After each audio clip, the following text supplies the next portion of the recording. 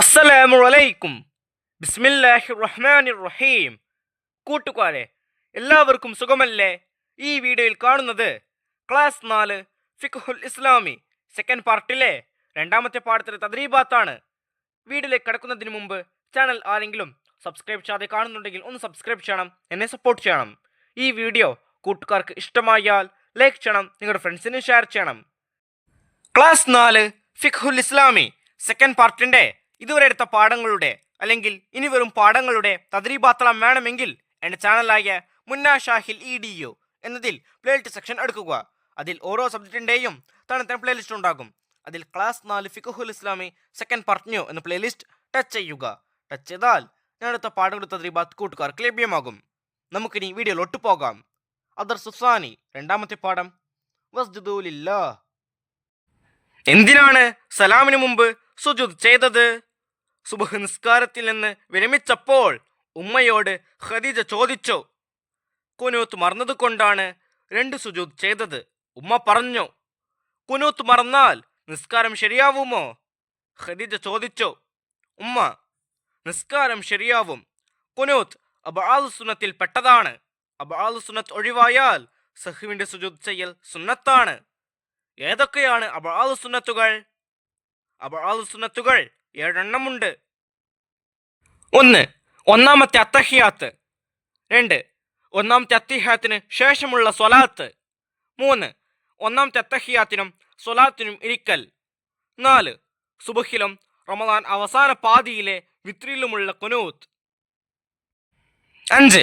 കുനൂത്തിന് ശേഷം നബി സല്ലല്ലാഹു അലൈഹി വസല്ലമയുടെയും കുടുംബത്തിൻ്റെയും മേലുള്ള സ്വലാത്ത്. 6. കുനൂത്തിനും സ്വലാത്തിനും നിൽക്കൽ. 7.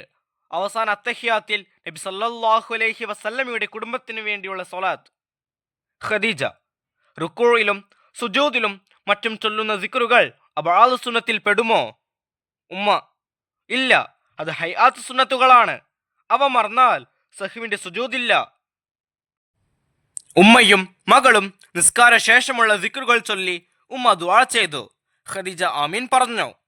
കൂട്ടുകാർക്ക് ഈ പാഠം വായിച്ചത് മനസ്സിലാകില്ലേ? ഈ പാഠത്തിന്റെ അവസാനത്തിൽ ഒരു ബോക്സ് കൊടുത്തിട്ടുണ്ട്, അത് നമുക്കൊന്ന് വായിക്കാം. സുജൂദു സഹ്വി ഖുബൈല സലാം. സലാമിന്റെ തൊട്ട് മുമ്പാണ് സുജൂദു സഹ്വ്. തദ്രീബാത്തിൽ ഒന്നാമത്തെ പ്രവർത്തനം നുജീബ്. ഒന്നാമത്തെ ചോദ്യം, ഖദീജയും ഉമ്മയും ഏത് നിസ്കാരമാണ് നിർവഹിച്ചത്? ഉത്തരം, സുബ്ഹ് നിസ്കാരം. രണ്ടാമത്തെ ചോദ്യം, അബ്ആദു സുന്നത്തുകൾ എത്ര? ഉത്തരം, അബ്ആദു സുന്നത്തുകൾ 7 എണ്ണമുണ്ട്. 3. അബ്ആദു സുന്നത്തുകളും ഹൈആത്ത് സുന്നത്തുകളും തമ്മിലുള്ള വ്യത്യാസം എന്ത്? ഉത്തരം, അബ്ആദു സുന്നത്തുകൾ ഒഴിവായാൽ സഹ്വിന്റെ സുജൂദ് ചെയ്യൽ സുന്നത്താണ്.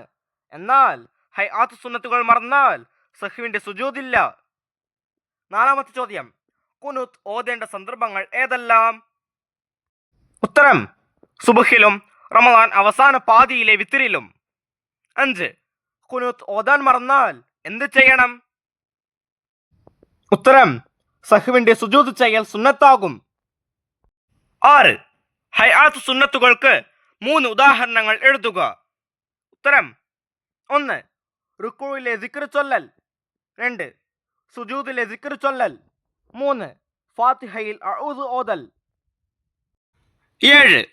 കുനൂത്തിനു ശേഷമുള്ള സ്വലാത്ത് എഴുതുക. ഉത്തരം, വസല്ലല്ലാഹു അലാ ഖൈരി ഖൽഖിഹി സയ്യിദിന മുഹമ്മദിൻ നബിയിൽ ഉമ്മി വഅലാ ആലിഹി വസഹ്ബിഹി വസല്ലം.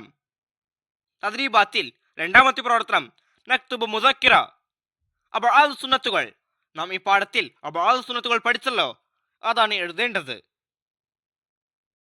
അബ്ആദു സുന്നത്തുകൾ 7 എണ്ണമുണ്ട്. 1. ഒന്നാമത്തെ അത്തഹിയാത്ത്. 2. ഒന്നാമത്തെ അത്തഹിയാത്തിന് ശേഷമുള്ള സ്വലാത്ത്. 3. ഒന്നാമത്തെ അത്തഹിയാത്തിനും സ്വലാത്തിനും ഇരിക്കൽ. 4. സുബ്ഹിലും റമദാൻ അവസാന പാതിയിലെ വിത്രിലുമുള്ള കുനൂത്ത്. 5.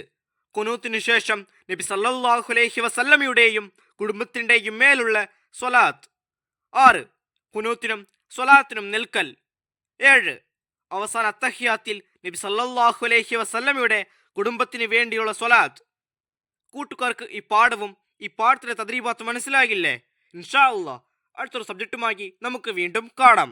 അപ്പോൾ എല്ലാവർക്കും ഒരിക്കൽ കൂടി അസ്സലാമു അലൈക്കും വറഹ്മത്തുള്ളാഹി തആല വബറകാതുഹു.